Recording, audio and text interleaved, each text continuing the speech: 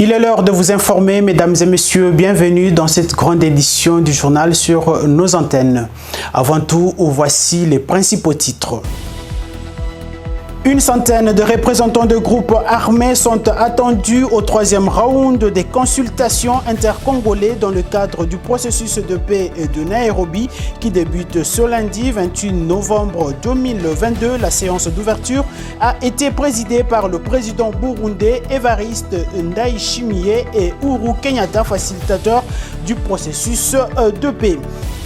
Dans un autre chapitre, l'augmentation de cas de Covid-19 a fait l'objet d'une réunion d'urgence le 22 novembre dernier, présidée par le Premier ministre Jean-Michel Sama Lukonde. Cette entrevue a abouti à plusieurs propositions en vue de faire face à cette énième vague de la Covid-19 en République démocratique du Congo. Et en sport, après plusieurs reports, la Confédération africaine de football a publié le calendrier des tirages au sort de la Ligue des champions et de la Coupe de la Confédération. Les 4 représentants de la RDC à ces compétitions connaîtront leurs adversaires dans plus ou moins des semaines. Vous voulez savoir qui a fait quoi, quand, où, comment et pourquoi? C'est tout de suite dans ce journal.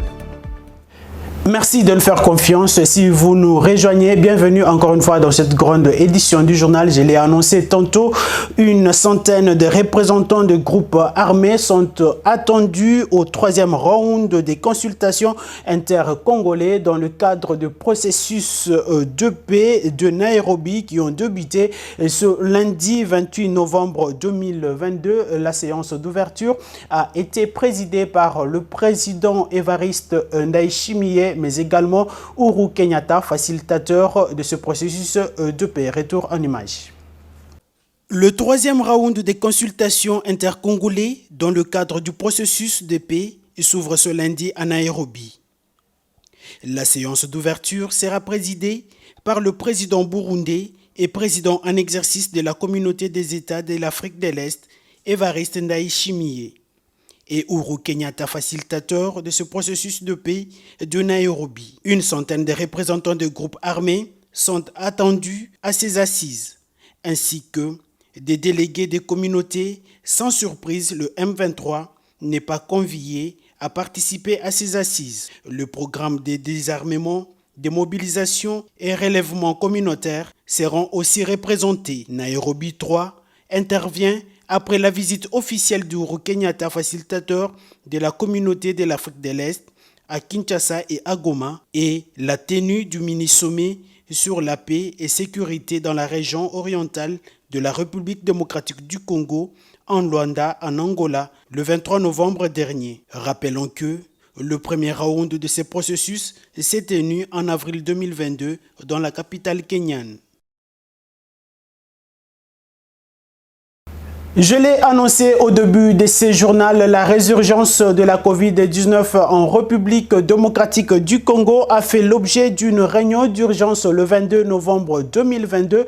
La réunion a été présidée par le Premier ministre Jean-Michel Sama Lukonde. Cette entrevue a abouti à plusieurs propositions en vue de faire face à cette énième vague de la Covid-19 en République démocratique du Congo. Suivez. La courbe épidémiologique de la pandémie à Covid-19 ne cesse de s'agrandir en République démocratique du Congo. Intervenant lors de la 78e réunion du Conseil des ministres, le Premier ministre Jean-Michel Sama Lukonde a informé le Conseil sur la réunion qu'il a présidée le mardi 22 novembre 2022 à l'hôtel du gouvernement, une réunion du comité multisectoriel de la riposte contre la Covid-19.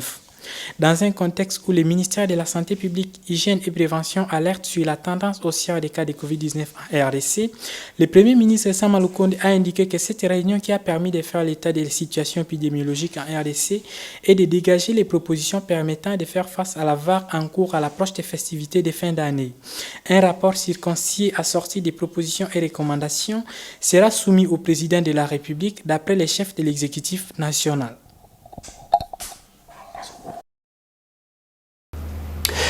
Et si on parlait processus électoral en République démocratique du Congo, la Commission électorale nationale indépendante a procédé à la publication du calendrier électoral. C'était le samedi dernier à l'hémicycle du Palais du Peuple à travers son président Denis Kadima Kazadi. Regardez. La date du 20 décembre 2023 a été choisie par la CENI pour le déroulement des élections présidentielles, législatives nationales et provinciales, ainsi que les élections des conseils communaux. L'annonce a été faite le samedi dernier par Denis Kadima, le président de la centrale électorale. Je m'en vais donc vous présenter les grandes lignes du calendrier. Pour ce faire, la CENI va entamer le 24 décembre prochain de l'année en cours de la partie initiale de l'opération d'enrôlement. La première phase de cette opération concerne les provinces de Kinshasa, du Congo central, du Kwilu, Kwango, de Mai-Ndombe, de l'Équateur, du Mongala, du Nord Ubangi, du Sud Ubangi et de la Chouapa, ainsi que la troisième ère opérationnelle qui regroupe les provinces de Bas-Ouélé, du Haut-Ouélé, de l'Ituri, du Mai-Ndombe. À ce qui concerne d'autres provinces telles que Okatanga, Olomami, Kasaï, Kasaï central, Kasaï oriental, Lomami, Lualaba, Sankuru et Tanganyika, ainsi que la troisième ère opérationnelle qui regroupe les provinces de Bas-Ouélé, du Haut-Ouélé, de l'Ituri, du Maniema, de la Chopo, du Nord Kivu et du Sud Kivu, entreront en liste respective en janvier et février 2023.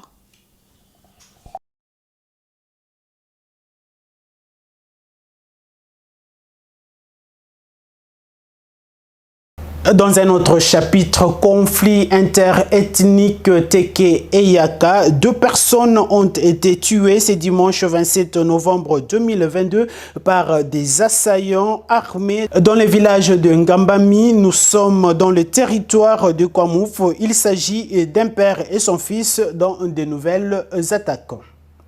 2 personnes ont été abattues dimanche dernier par des bandits armés dans le territoire de Kwamout, province du Mai-Ndombe. D'après la société civile locale, les victimes étaient membres de la même famille. Il s'agissait d'un père et son fils qui ont été agressés au bord d'une moto. Dans la même journée du dimanche, le village Bokala fait face au même scénario. D'après le président de la société civile de Kwamout, Martin Souta, les chasseurs assassinaient un bandit et lui-même blessé lors de cet affrontement. Selon les dires d'une source, la situation sécuritaire reste indistinctement caduque sur le fleuve Congo. Les différentes embarcations à destination de Kinshasa recourent actuellement à la rive du fleuve Congo, Brazzaville, pour être préservées des attaques des assaillants. Il est à noter que les organisations de la société civile locale ordonnent de redoubler des tâches militaires tout au long du fleuve Congo et dans les forêts pour mettre la population en sécurité. Ça va? Rendons-nous à présent à l'est de la République démocratique du Congo. La ville de Goma subit déjà les conséquences de la guerre imposée par le Rwanda voisin. Dans un rapport publié le 26 novembre 2022, le programme alimentaire mondial révèle que les prix de denrées alimentaires ont augmenté de 19% dans le chef-lieu de la province du Nord Kivu. La province du Nord Kivu est sérieusement touchée par la crise économique. C'est ce que révèle le Programme alimentaire mondial dans son rapport publié le samedi 26 novembre 2022 sur la situation humanitaire en RDC. Selon les rapports de cette structure, les prix des denrées alimentaires a sensiblement augmenté à la hauteur de 19%, ce par rapport au même mois de l'année passée. Les affrontements entre les forces loyalistes de la République démocratique du Congo et les rebelles du M23, appuyés par les armées rwandaises et ougandaises, sont à la base de cette situation malheureuse. Le PAM a par ailleurs indiqué que pour pallier tant soit peu à ces maux, il a, avec l'appui de ses partenaires, apporté de l'assistance humanitaire à plus de 91 000 personnes dans cette région. Signalons qu'il y a presque 9 mois que le FARDC se bat avec le M23. Les terroristes occupent jusqu'en ces jours quelques zones du territoire national congolais tels que Bunagana et Rutshuru. Restons toujours dans cette partie de la République démocratique du Congo. Les rebelles du M23 sont de retour dans les territoires des Rutshuru où nous sommes dans la province du Nord Kivu depuis fin mars. Ils reviennent 9 ans après avoir été défaits par les forces armées de la République démocratique du Congo. Que revendiquent-ils? Tentative de réponse dans ces dossiers. La rébellion du M23 est un mouvement rwandais dirigé par Bertrand Bisimwa. Défait le 5 novembre 2013 par l'armée de la République démocratique du Congo, ces groupes armés a ressurgi fin mars 2021 dans la province du Nord Kivu, dans l'est de la RDC. D'après les informations en notre possession, c'est le Rwanda qui l'a doté d'équipements militaires. Cette rébellion continue également de bénéficier du renfort de militaires rwandais sur différents fronts. Que réclame ce groupe armé? Le rebelle ne réclame rien d'autre que l'application des accords signés en 2009 avec le gouvernement congolais sous Joseph Kabila pour leur intégration dans l'armée, la police et le service de renseignement.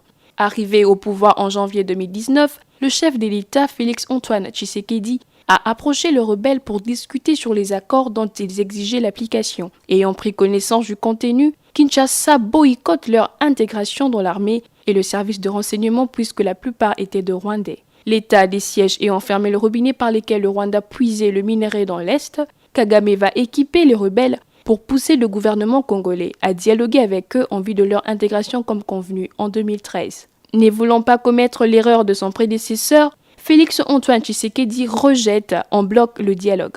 Dans le souci de vouloir une République démocratique du Congo faible pour faciliter le pillage de ce minerai, les Occidentaux, en complicité avec Kagame, font pression sur Kinshasa pour accepter le dialogue. Mais le gouvernement congolais reste très catégorique cette fois-ci. Pas d'intégration de rebelles dans l'armée et services de sécurité. Si Kinshasa accepte de dialoguer avec le M23, la conséquence logique sera l'intégration des infiltrés dans l'armée, la police et le service de renseignement. Cela va fragiliser davantage le pays au profit de Kagame et ses parrains occidentaux. Les Occidentaux sont-ils les pires ennemis de la République démocratique du Congo? Malgré les preuves tangibles au soutien du Rwanda aux terroristes, la communauté internationale fait semblant de ne pas être au courant. La journée cessant des déclarations fantaisistes du genre « Nous condamnons l'agression de la RDC par le Rwanda ». Quand la nuit tombe, ils appellent le dirigeant congolais leur demandant de dialoguer avec le rebelle. Dans une interview accordée à RFI et France 24 au début octobre, le secrétaire général de l'ONU Antonio Guterres a affirmé que le M23 dispose d'équipements militaires plus sophistiqués que ceux de la MONUSCO. Quand on lui posa la question de savoir si ces équipements viennent du Rwanda, Antonio Guterres tergiverse, disant qu'ils viennent de quelque part. Face à cette situation, la RDC ne doit pas continuer à coopérer avec les pays occidentaux, car leurs relations diplomatiques ne sont jamais basées sur la sincérité. Kinshasa doit se trouver des alliés fiables capables de l'aider à résoudre ce problème. La RDC doit aussi renforcer son armée pour faire face à ce genre d'attaques venant de l'extérieur. Accepter de dialoguer avec le rebelle est synonyme de fragiliser davantage ses services de sécurité et son armée. On cherche la paix même en faisant la guerre, mais nul ne cherche la guerre en faisant la paix, dit un dicton américain. Et si on parlait société à présent, dans ce journal, plusieurs routes de Kinshasa sont dans un état de délabrement très avancé. Et le cas de l'avenue Flambeau, située dans la commune de la Gombe, les habitants de cette partie de la capitale déplorent cette situation et lancent un SOS aux autorités compétentes de leur venir en aide. Nous sommes sur l'avenue Flambeau où l'état de la route est devenu un casse-tête pour le passager. Il y a quelques temps que la réhabilitation de cette route est devenue pire. Les chauffeurs des taxis, les camions et les motards ont du mal à fréquenter la cour pour atteindre la destination. Très en colère, le passager s'exprime.